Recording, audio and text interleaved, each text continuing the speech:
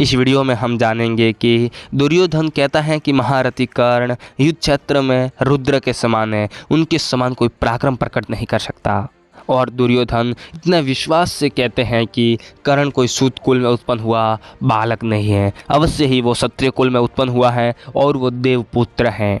और सारा वृत्तांत किस प्रकार होता है ये सब जानने के लिए आप हमारा वीडियो अंत तक जरूर देखिएगा। और हाँ दोस्तों, मैं आपको बता दूं कि ये वीडियो महाभारत कर्ण पर्व के अंतर्गत 34वें अध्याय से ली गई है। तो फिर चलिए शुरू करते हैं वीडियो। मैं हूं आपका दोस्त रतन सिंह और आप देख रहे हैं हिस्ट्री फैक्ट।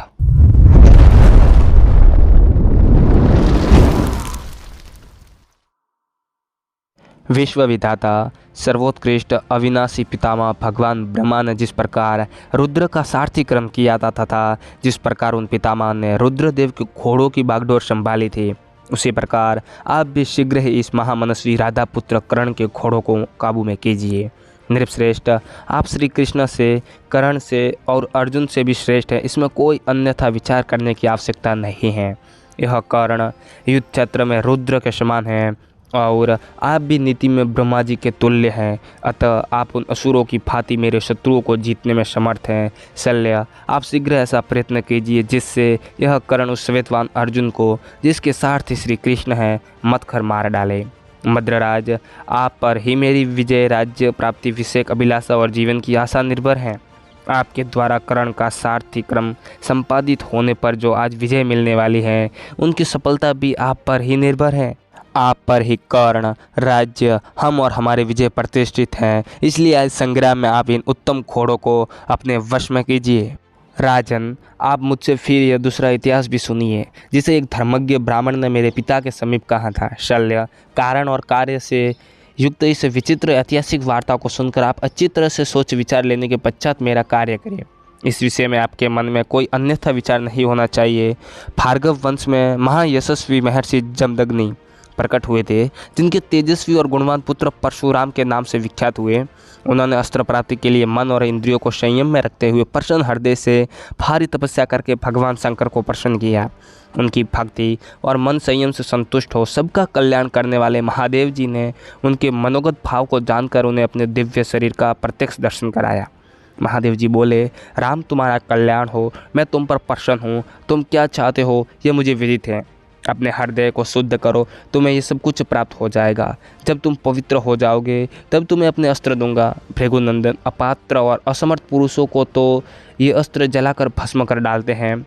त्रिशूलधारी देवाधिदेव महादेव जी के ऐसा कहने पर जमदग्नि नंदन परशुराम ने उन महात्मा भगवान शिव को मस्तक झुकाकर प्रणाम किया और इस प्रकार कहा, यदि आप देवेश्वर प्रभु मुझे अस्त्र धारण का पात्र समझे तभी मुझ सेवक को दिव्यास्त्र प्रदान करे। और दुर्योधन कहता है, तत्पश्चात परशुराम ने बहुत वर्षों तक तपस्या, इंद्रिय संयम, मनोनिग्रह, पूजा, उपहार, भेंट, अर्पण, होम और मंत्र जप आदि साधनों द्वारा भगवान शिव की आराधना की। इससे महादेव जी महात्मा परशुराम पर प्रसन्न हो गए और उन्हें पार्वती देवी के समीप उनके गुणों का बारंबार वर्णन किया। यह दृढ़तापूर्वक उत्तम व्रत का पालन करने वाले परशुराम मेरे प्रति सदा भक्ति भाव रखते हैं।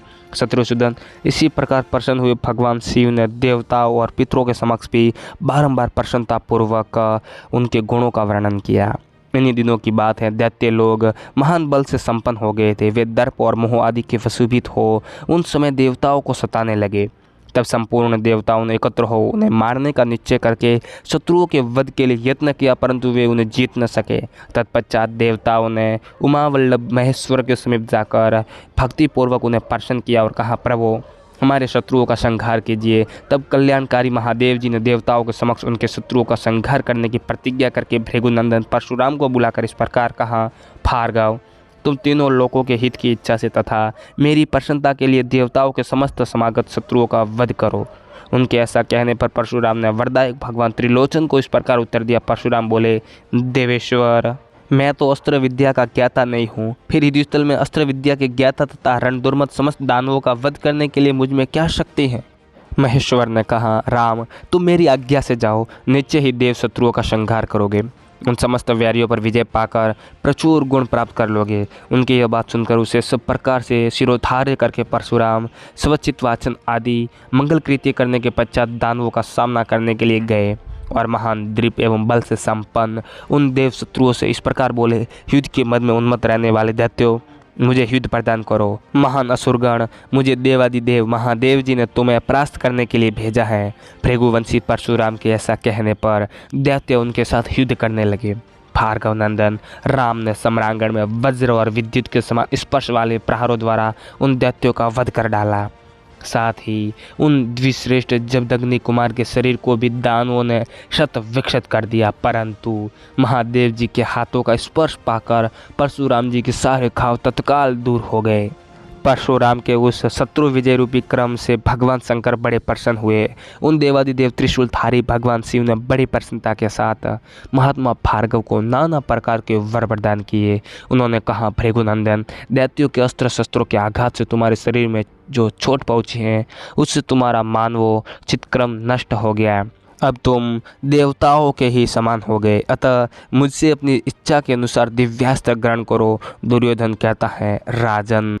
तब परशुराम ने भगवान शिव से समस्त दिव्यास्त्र और नाना प्रकार के मनोवांछित वर पाकर उनके चरणों में मस्तक रखकर प्रणाम किया। फिर वे महातपस्वी परशुराम देवेश्वर शिव से आज्ञा लेकर चले गए। राजन, इस प्रकार यह पुरातन वृत्तांत उस समय ऋषि ने मेरे पिताजी से कहा था और उन्हीं भगवान परशुराम ने भी अत्यंत प्रसन्न हृदय से महामना कर्ण को दिव्य धनुर्वेद प्रदान किया है। भूपाल, यदि कर्ण में कोई पाप या दोष होता तो भृगुनंदन परशुराम इसे दिव्यास्त्र न देते। राजन, मैं किसी तरह इस बात पर विश्वास नहीं करता कि कर्ण सूत कुल में उत्पन्न हुआ है। मैं इसे क्षत्रिय कुल में उत्पन्न देवपुत्र मानता हूँ। मेरा तो यह विश्वास है कि इसकी माता ने अपने गुप्त रहस्य को छिपाने के लिए तथा इसे अन्य कुल का बालक विख्यात करने के लिए सूत कुल में छोड़ दिया होगा। शल्य, मैं सर्वथा इस बात पर विश्वास करता हूँ कि इस कर्ण का जन्म सूत कुल में नहीं हुआ है। इस महाबाहु महारथी और सूर्य के समान तेजस्वी कुंडल कवच विभूषित पुत्रों को सूत जाति की स्त्री कैसे पैदा कर सकती है? क्या कोई हरिणी अपने पेट से बाघ को जन्म दे सकती है? राजेंद्र, गजराज के शुंड दंड के समान जैसे उसकी मोटी भुजाएं हैं तथा समस्त शत्रुओं का संहार करने में समर्थ जैसा उसका विशाल वक्ष स्थल है, उससे सूचित होता है कि परशुराम जी का यह प्रतापी शिष्य महामनस्वी धर्मात्मा व्याकर्तन कर्ण कोई प्राकृत पुरुष नहीं है। अगर आपको इस वीडियो का दूसरा भाग भी चाहिए तो आप हमें कमेंट ज़रूर कर दीजिएगा, हम आपके लिए इसका दूसरा भाग ज़रूर लाएंगे। ये वीडियो आपको कैसा लगा आप हमें कमेंट करके ज़रूर बताइएगा और अभी तक आपने हमारे चैनल को सब्सक्राइब नहीं किया तो सब्सक्राइब कर ले।